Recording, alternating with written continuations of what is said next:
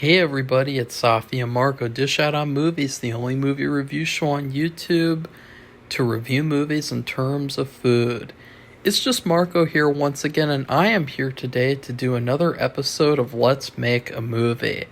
I don't know if you guys could believe this, I have re-recorded this episode 3 other times. So this will be my fourth time talking about what is essentially 2 days of filming, and it's because there was another topic that I wanted to talk about, but I just felt like the video went on a little bit too long, and I felt like I was a little bit too detailed in terms of, like, it's not really necessary, and if I talk about it in another video, I'll talk about it in another video. So in the past week, I have actually finished shooting at the temple, which means I finished these major sequences for my movie. These sequences, they have taken all the way since early December to shoot them properly, just because of scheduling, because of casting, because of special effects, all sorts of things, all sorts of variables. It's taken this long just to shoot those two sequences. And it's funny because originally I didn't even really know how they were going to come together.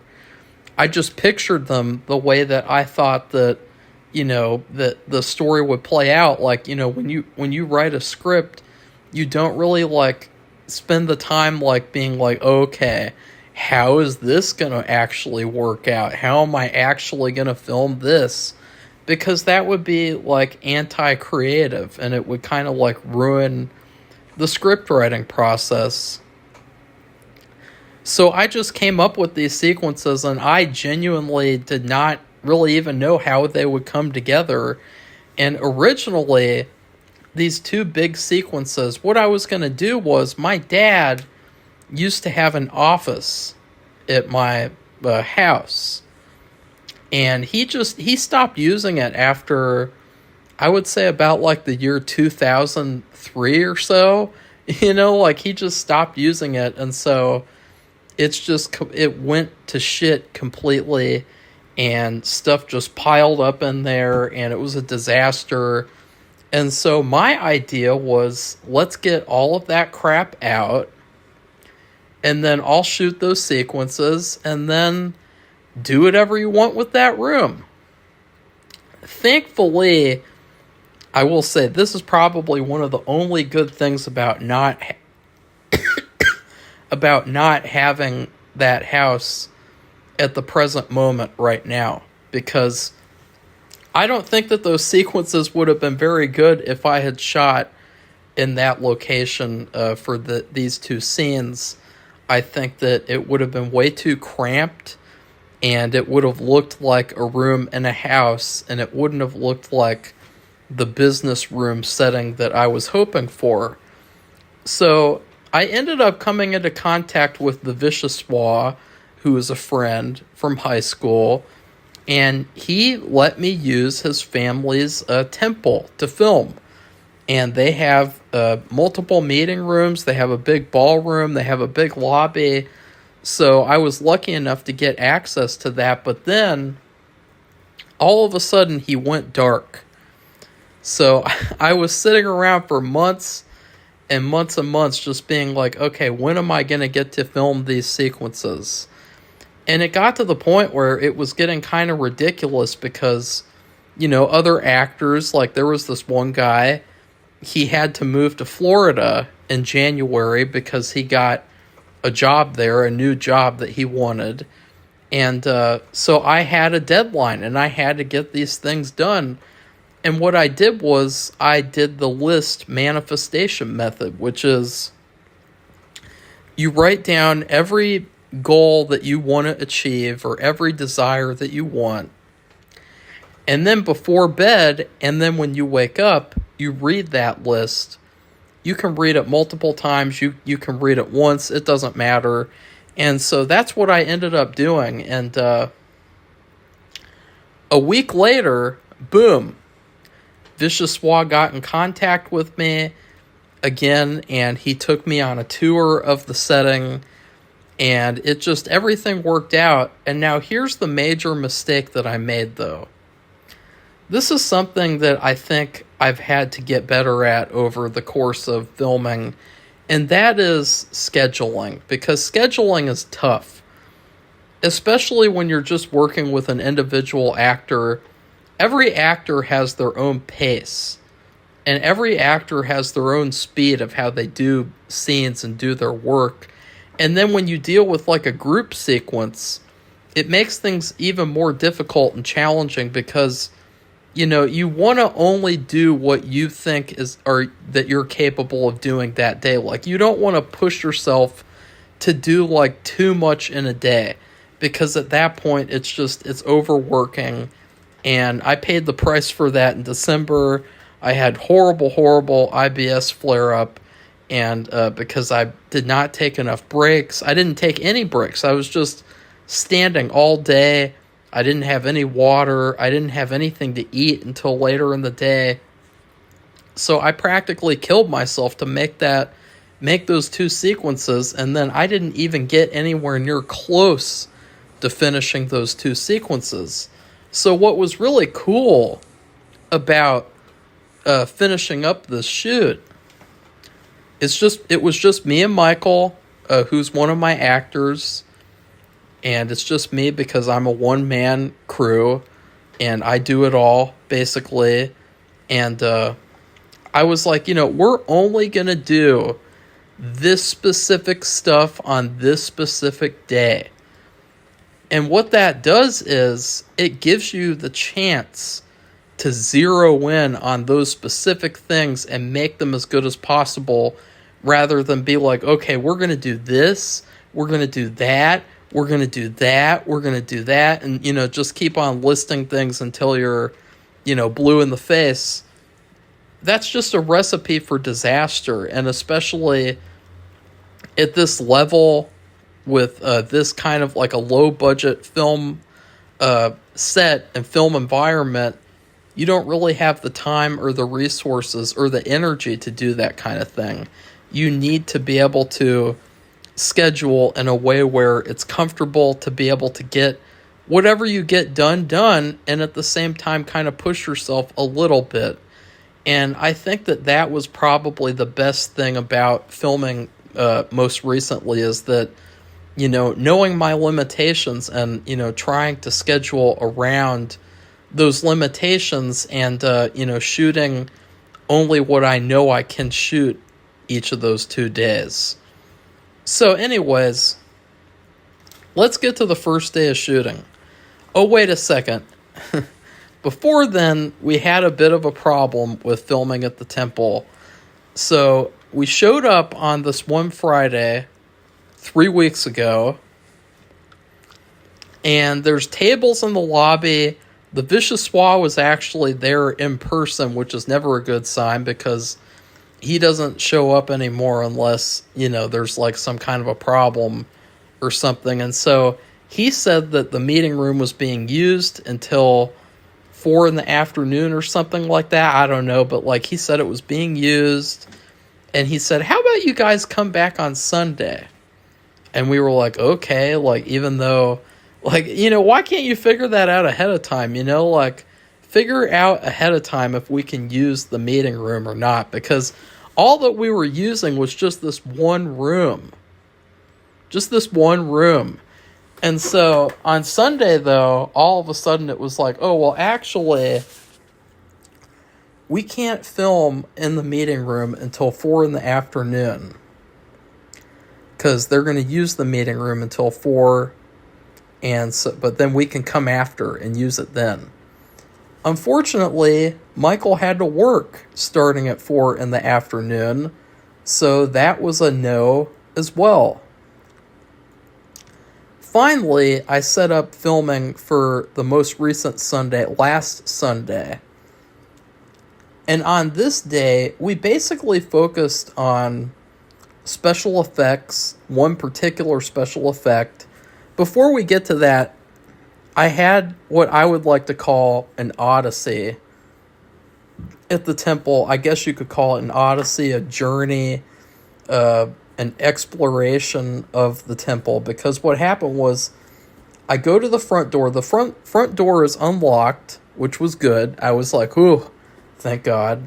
But then I go to the meeting room and it's locked. So I went to the basement, which is connected to the temple, so that I could go up and ask his dad for the key, because his dad has the keys.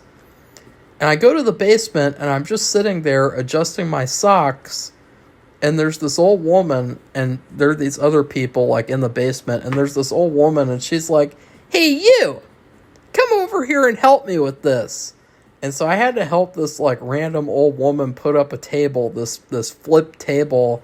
She was having trouble with it. It was pretty hilarious, like just this one table, like, and I don't know how she got the other ones up too, because there were a bunch of other ones that were put up, and I don't know what they were doing down there. It was some sort of, religious thing. It was a Sunday. And then I go upstairs into the temple, and the dad is actively doing some kind of religious thing. So he's actively, doing something. And I was like, okay, I'm going to respect this and make sure that I'm not, like, doing anything wrong here. Like, and so I went all the way back to the lobby.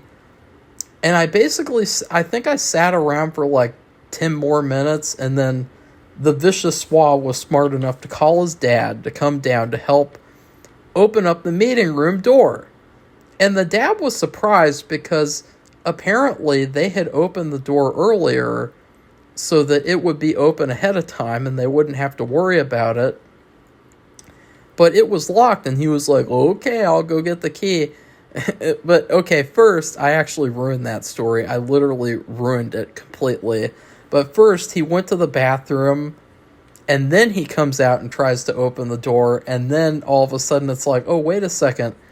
He didn't bring his key, because he expected the door to be open. So he had to go all the way back to the temple, get the key, and come all the way back to open the door. And if that doesn't sound stressful, I don't know what will. I don't know what does. So then we start to film, and this is where I realized that I made a big boo-boo with the special effect that I made. Because this is what I've been doing with my special effects, is that instead of being like the normal, like all the other filmmakers who are like, okay, I have to have real special effects, and I have to have a real special effects person in order to make my real movie. It's like, no, I'm just making it all myself, and I'm just, making stuff up as I'm going along. And so I'm taking my creativity and I like art a lot, and I'm putting that into making what is essentially like MacGyver-esque, like, special effects that are, like, very simple, very easy to execute with, so that, because we don't have, like, hours and hours and hours to do that kind of thing when we're filming, so I try to create things that are as easy to use as possible. Well, the special effect that I used, I gave it this built-in hole to put the tube for the blood in, so that you wouldn't have to worry about the blood going everywhere in the tube, like, just falling over and just not working. So I wanted to have the tube kind of hidden as well, hidden inside this hole in the effect.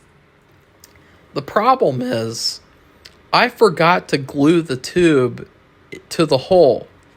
I forgot to tape it in there and enforce it and reinforce it, and so they ended up having to tape it completely on me, and it was really like, that was like a stupid, like, I don't know why I forgot all about it too. Like, I did not remember to do that. I wished I would have, I looked at the effect, I looked at it, and I was like, okay, I'm ready to go.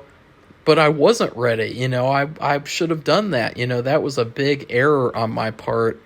And, sometimes that happens with me where I'm like, oh, did I forget something?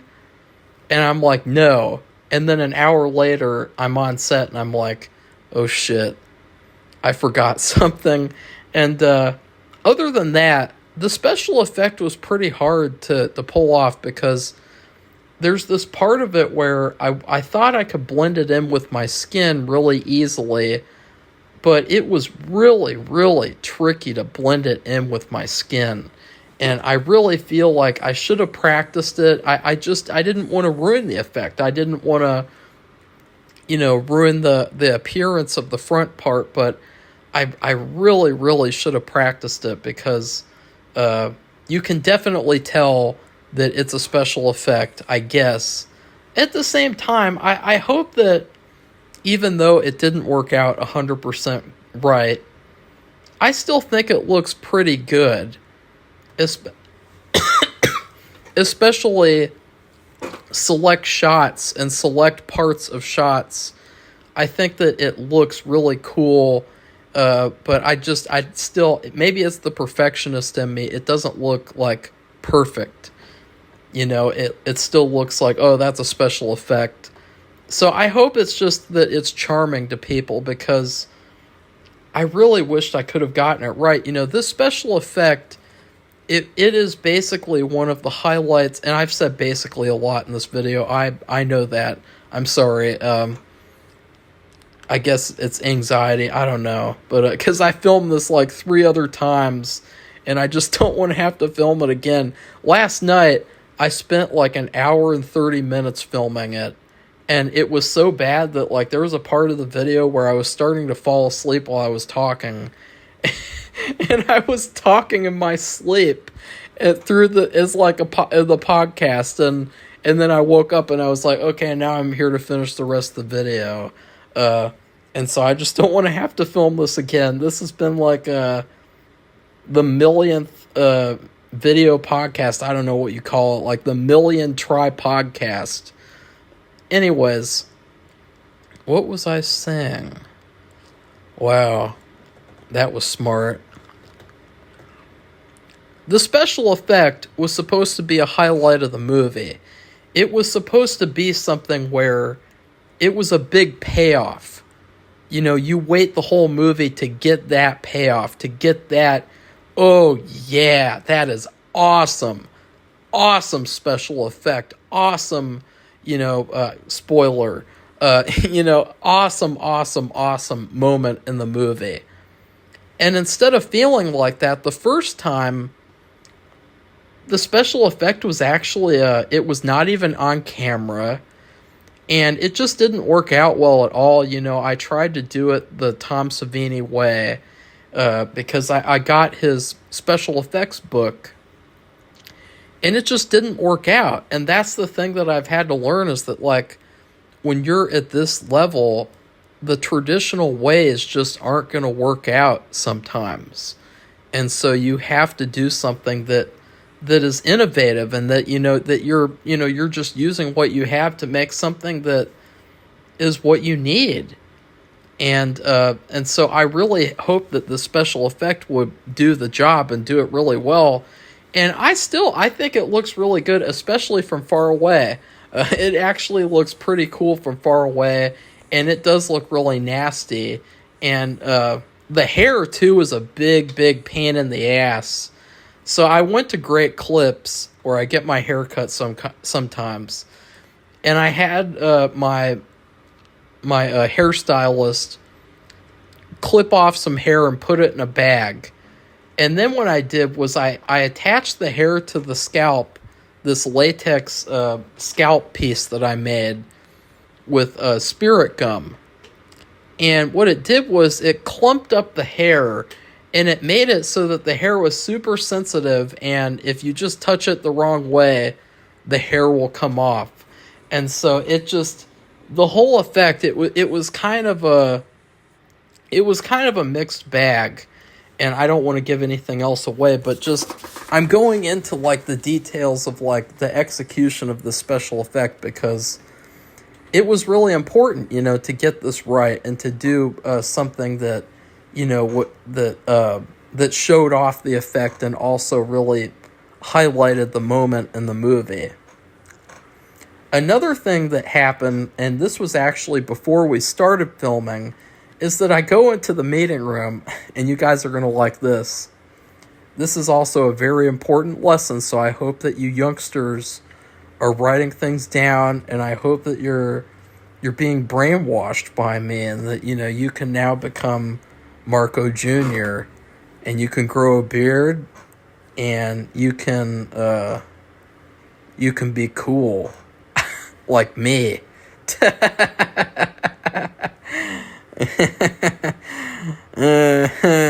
I'm sorry, guys. I'm just tired. But anyways, it's been a long day, and I'll tell you guys why. It's because the first day that I filmed, I did the big boo-boo that I did in December, and I'm just jumping ahead to this now so that you guys can understand. I hardly drank any water, and I basically didn't take any break because I knew that we had to be done by 3 so that Michael could leave and go to work. And so I had to kind of move it, and I didn't set any time for myself to just have a break. And so what happens when I do that is that I get dehydrated and I get an IBS flare-up. And I'm still experiencing a pretty bad flare-up due to the filming last Sunday and then the filming on Tuesday, which we then came back on Tuesday, and that just made the flare-up even worse because it was like I wasn't able to recover properly, and just so it's been a mess of a week. But I am still glad that I was able to get that stuff done. And I'm also very thankful that I was able to just keep coming back to this location because, look, I know that I jumped ahead a little bit like Safi, but I just wanted to say, a lot of filmmakers, especially at this level, they only get that one day. They only get that one day to film at a location. Like, oh, you want to film at my house? Okay, you can come over today. And you can film from 8 to 10, and that's it. No coming back after that. That's it. Bye-bye. A lot of filmmakers don't get the chance to come back, over and over and over again to just get it right and get it perfect. I have been able to do that, and so I really hope that pays off and it makes it so that these sequences stand out, because these were 2 very important sequences, and that's why I took as much time as I did to make them great, to make them really good. Back to what I was saying, speaking of which, I'm going to take a drink of water. See, that's how bad it is. Like, even when I'm doing, a video, I'm like, okay, screw the water, forget the water. Anyways, when I got into the meeting room, because keep in mind, the first time that I came there, I told Michael, you know what, man, since you have to leave early, I want to try to get a head start. I want to show up, and I want to film for 30 minutes before you even get here. And he was like, okay, cool. And I couldn't even do that. It was so fucked up. I was like, damn, man. That was an epic fail, I guess you could say. But in the meeting room, the tables were all rearranged. The cabinet was off of the wall. It was away from the wall. It was not off of the wall. And there was a TV, stand thing in the middle of the room. There were carpets in the middle of the room. There were tables stacked up in the middle of the room. And the worst part was that there was a table missing. Because I had all the tables grouped together. One of them was missing. Not only that, but the most important chair in the room was missing as well. The most important chair. Because all the other chairs, except for 2, all the other chairs looked the same.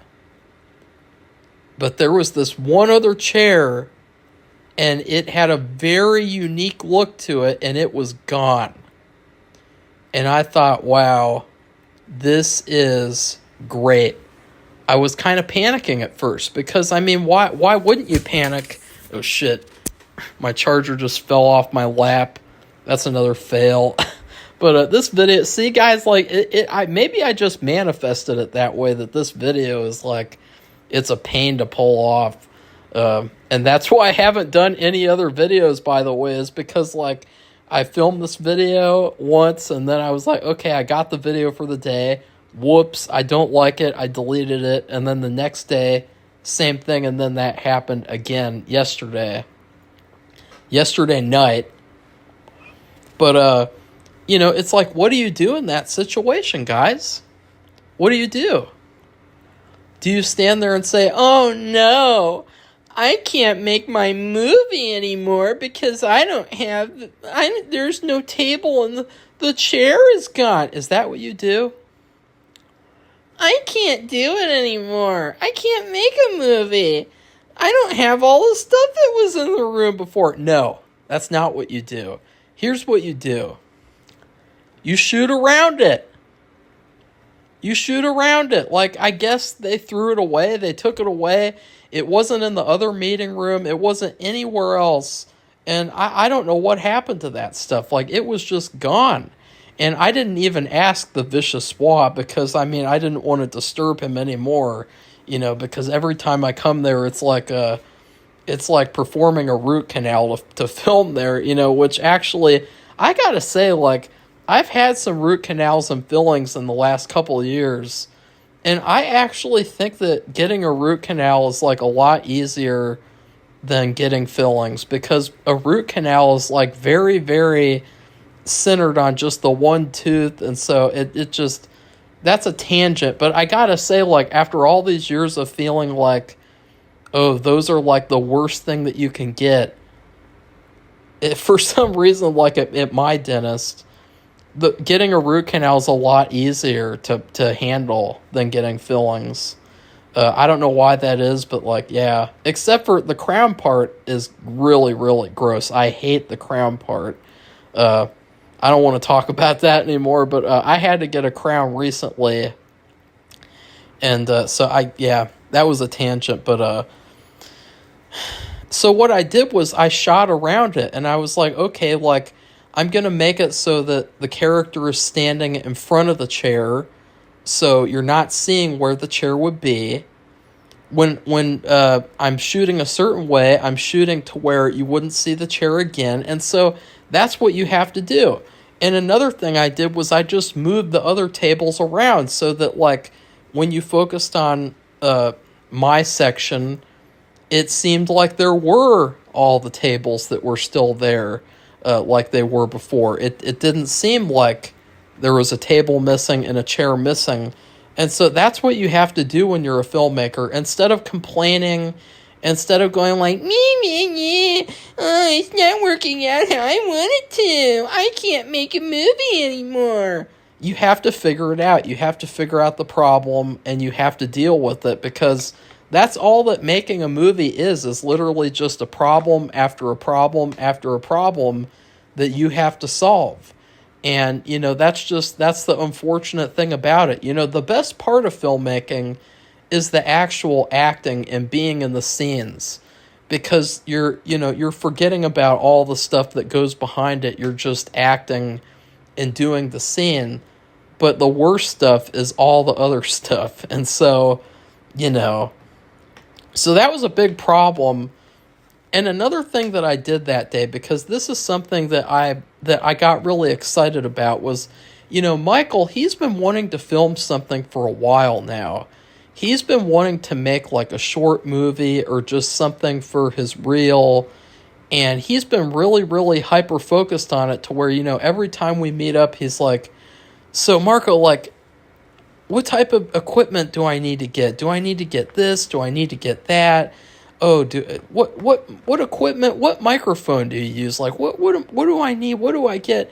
And he's been hyper focusing on, like, you know, everything, but actually getting it together.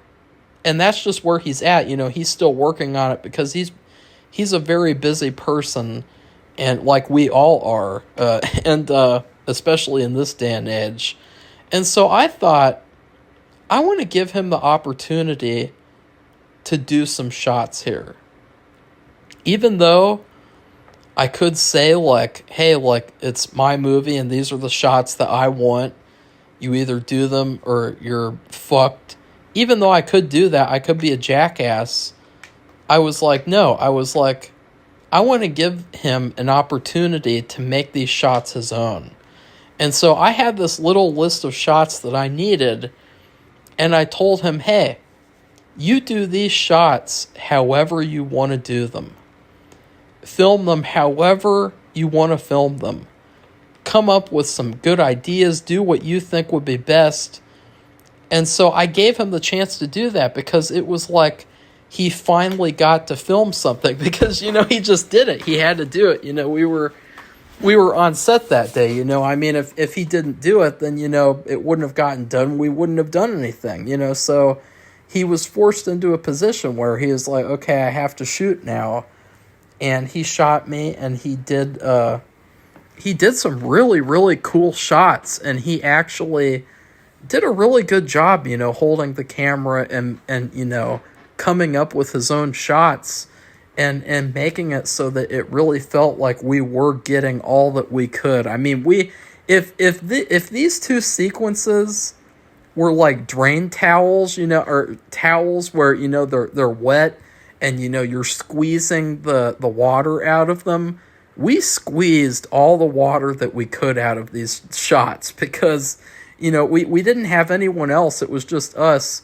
So we had to shoot very specific shots and only shoot this and that because we didn't have all the other people there.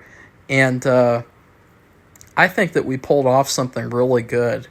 And we had a great time filming. It's just, you know, I wish that when I filmed that, like, it could be a little bit smoother in terms of, like, scheduling. Like, I think I need to do more in-depth schedules where I come up with, like, very specific break times, come up with, like, an amount of water that I need to drink, snacks that I could bring, because I really haven't liked this where, you know, I go film and I get really stressed out, so it triggers an IBS flare-up, or I just don't drink any water and I stand around all day, and that's what triggers an IBS flare-up. And so I really want to figure that out so that I can enjoy filming more sometimes, because when I filmed with Kaylee last month, I didn't really have that problem very much at all.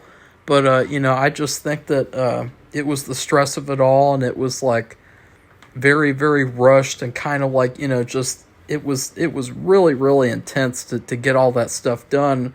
And, you know, especially when the special effect, I had a little bit of a panic then, because the special effect at first, I was like, wait a second, like, did I create this stupid special effect only for it to just not work at all? And there was that moment of like, is this going to work? Is this even going to actually work on camera? And I guess you could say it did. And also, too, I ended up finding 3 lucky pennies before we shot.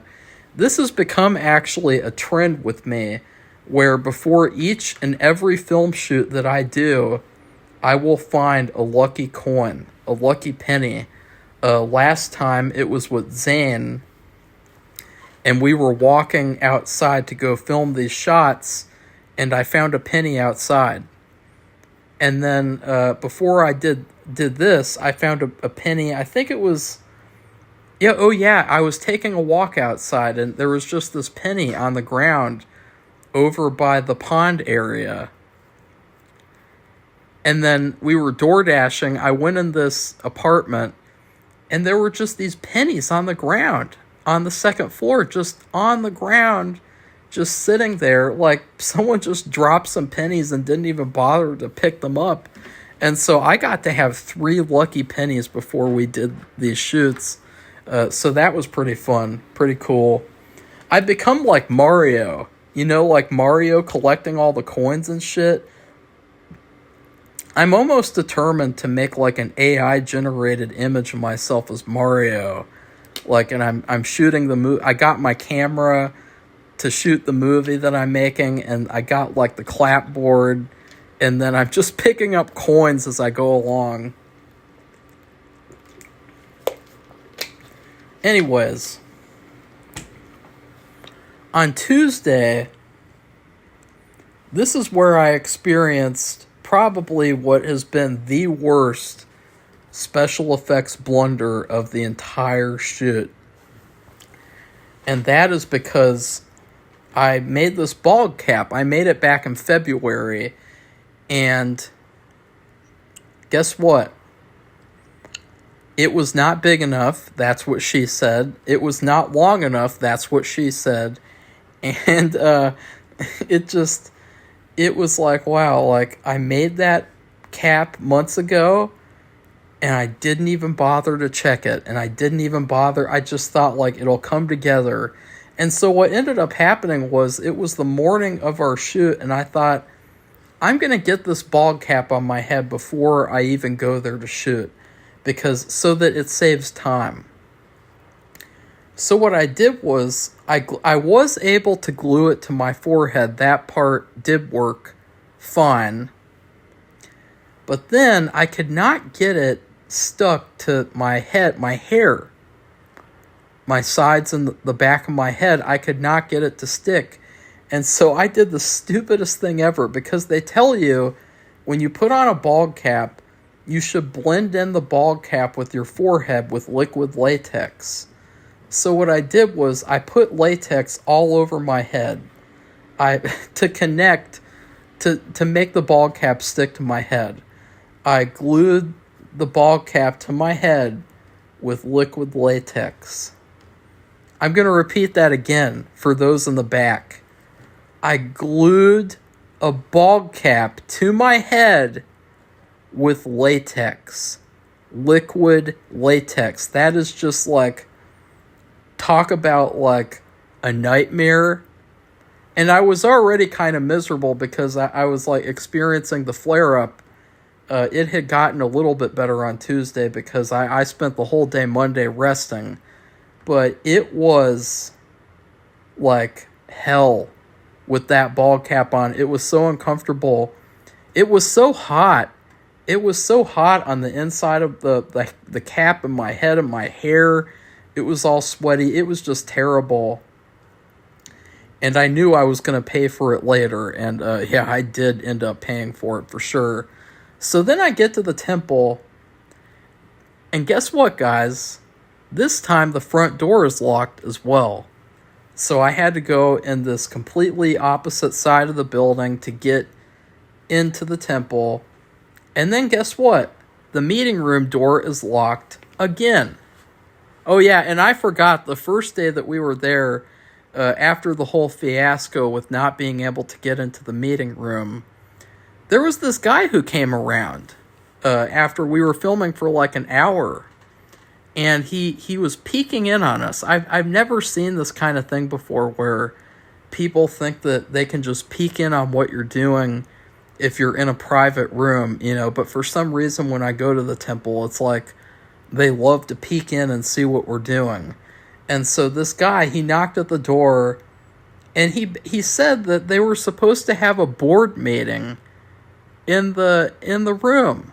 And I was like, oh wow, like I wish that Vichyssoise would have told you guys, or I wish that his dad would have told you, because, you know, we've planned this for a week.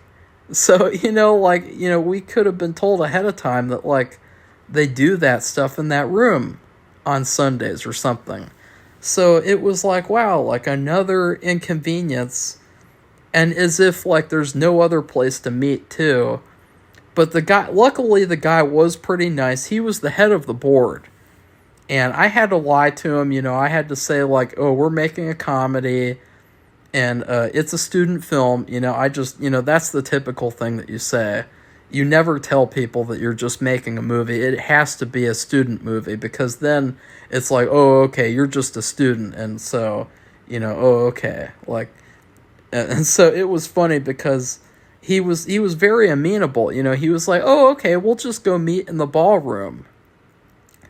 Well, then, even after that whole fiasco happened as well, another woman comes up to the meeting room door and starts peeking in on us. It's like, I don't get that kind of thing. That was really weird. So anyways, I'm sorry that I skipped that. It's just, I've done this video so many times and I'm ready to get it over with, honestly. But like, I show up at the meeting room door. The meeting room door is locked. So I thought of an idea. There's another meeting room that actually connects to the one that I need to film in. And there's this big divider door that connects the rooms. And the second meeting room door was open. So all I had to do was move this construction cart with this ladder. All I had to do was move that out of the room and then go open up the divider door so I could sneak into that room and then unlock the door. So that was a big pain in the you-know-what. And I was already ready to finish filming because of how uncomfortable the bald cap was. Like, I get claustrophobic, and wearing that bald cap was actually kind of claustrophobic. Like, I was like, oh God, like, let me get this off as soon as possible. As soon as fucking possible.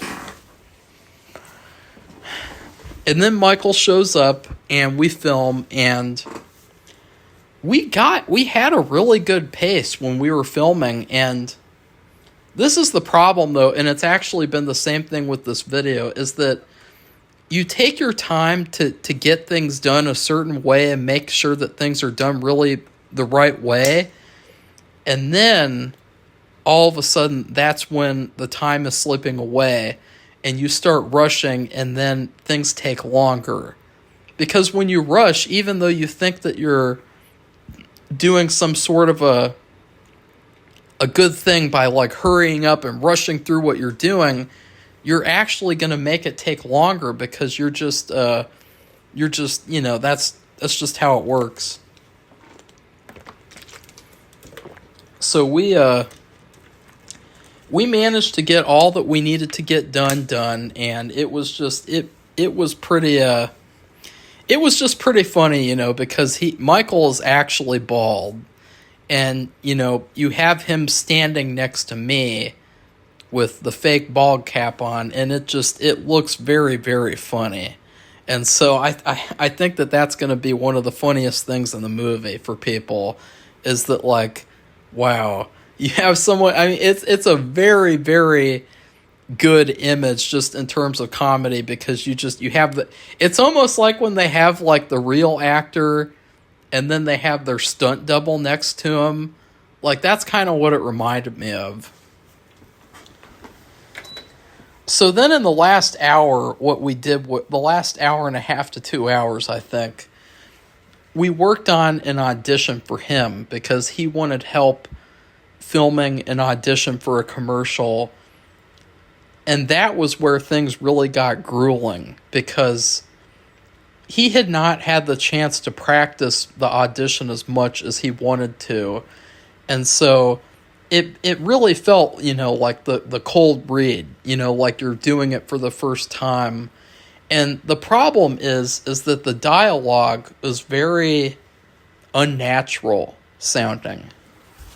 And I know that that's not an excuse, because, I mean, when you're an actor, you have to say the dialogue, whether it's, natural or unnatural. But just, it can be very difficult, for certain actors. And it can be very difficult in terms of, like, if you have a way of speaking that's different than that, then it's going to be kind of challenging to change things up and to make it sound natural to you. So I just, to be honest, like, I really hope that he got the role, and I hope that it was worth his time, because he managed to get this really, really good background. We moved all the stuff out of the way, the tables out of the way, we moved the chairs out of the way, because people are so anal about self-tape auditions. They're so fucking anal about, like, okay, you have to do this specific thing, and you have to have a specific background, and you have to look this many inches off of the camera, And it's like, just fuck off. Just like, send me your fucking audition. Like, it's not a big fucking thing. Like, just send me the fucking audition. Like, a lot of people, when they audition for me, they're actually kind of surprised because they're like, wait a second, I don't have like a million instructions of what to do. Like, I just get to film the audition, like I'm in a scene and I'm not an actor filming an audition. I mean, I just think it's so retarded. You're an actor, and this is a scene where it's supposed to be a conversation between friends that have known each other for 10 years. And it's like, oh, how do you accomplish that, you think? You think that you accomplish that by standing in front of a blank wall and looking off the camera and being like, oh, hey, I'm going to do my dialogue. And this is really natural because I'm talking to you. It's like, no, that's not how it works. Like, it's horrible the way that they have these self-tape auditions are so stupid. It's not even funny. Because you think about, like, in real life, do they really do it like that? Or do they just sit you down and do the fucking audition and then you do the fucking audition? So him and I were really struggling with their anal instructions because he incorporated this prop. He incorporated a measuring tape. And I was so worried for him because I was like, that's what I would do. Like, if I were the person casting him, I would appreciate someone using a prop like that more than someone who just stands there like a fucking robot. But I was even questioning, like, should he use a prop because they're so anal about self-tapes and about how they have to look a certain way. And so I was really kind of worried for him. So anyways, we managed to get it done. I still don't know if he got the part yet, but I hope that... I mean, because we've had to film so much together, we've really developed like a good working relationship, and we've developed a good synergy to where, we both respect what each other wants. We both, do the best that we can for each other. And so it's been really cool because each time that we film together, I try to stack benefits on top of what we're doing. Because it's like, okay, I get it. Like, originally, I didn't think that he'd have to film this many times with me. I didn't think he'd have to film this many days. And so if we're going to film together more, like, I'm like, okay, well, you can do this, you can do that. Like, I try to add things to make it more worthwhile than just like, oh, you come here and you do the scenes and then you leave. Like, I try to add things on, and I really hope that worked out because I think that even though it was a long time in the making these two sequences, I didn't even talk about how with the second sequence, one of the characters I had to recast because the guy who I cast, he turned out to be a flake. The other guy before him quit because he turned out to be a fraud. But then the second guy, he turned out to be a flake. And so I was like, you know what? I'm not going to put up with this flaky behavior. And so I'll just do it myself. And so I played the character myself. But the first time that I made a bald cap, it did not work out. And so I ended up shooting all of the shots as this other character.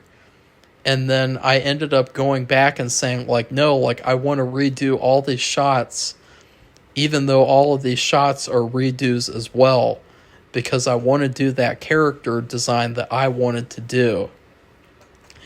And so it was really cool because it felt like finally I was able to complete the sequences the way that I wanted to complete them.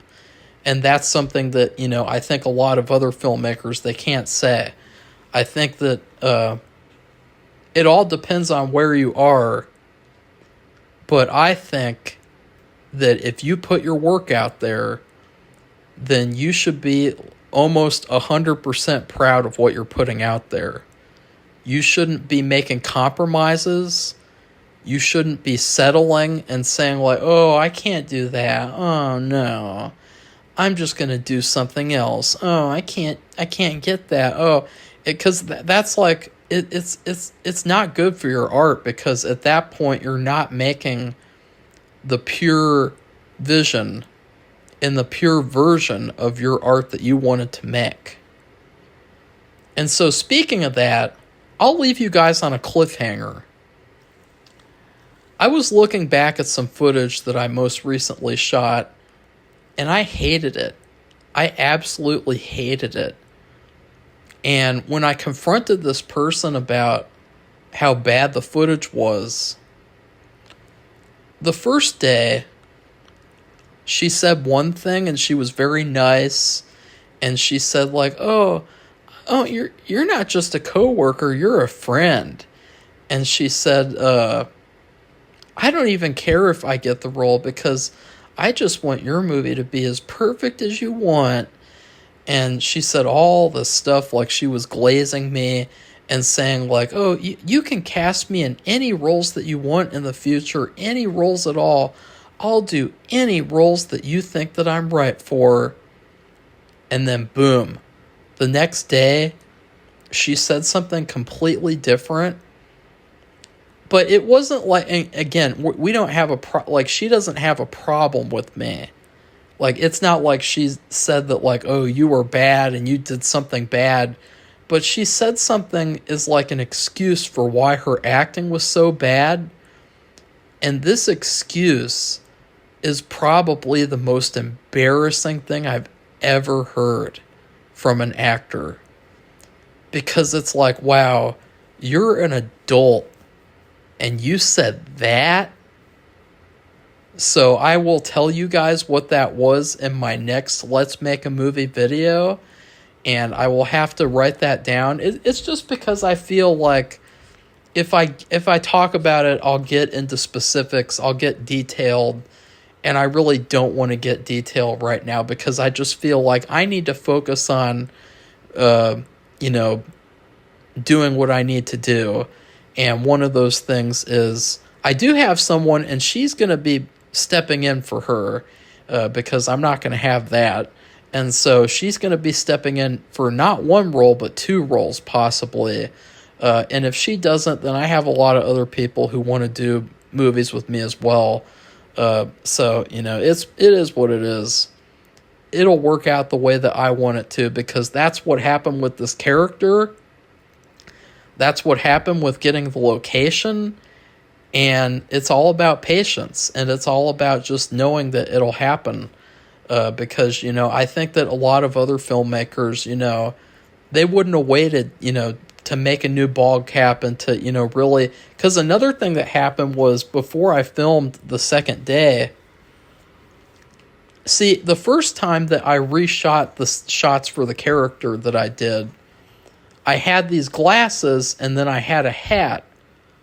Well, the second time that we filmed, the day before, I could not find the glasses. And so this character almost did not come together. And I was thinking to myself, am I going to settle for something that isn't my vision 100%? No. And so I went out and I got some glasses that were pretty similar. And so that's what I meant by like everything came together. Every single element came together in this at this point. And so I think that it's important for people to know that, to stick with it until your vision comes together exactly the way you want it. Because if it doesn't come together exactly how you want it, then you're not going to be proud of it. And it's just not going to be any good. And so anyways, please like this video and comment. And then please subscribe to our channel if you'd like to see more honest movie making videos, honest episodes of Let's Make a Movie. Goodbye, everybody. See you soon.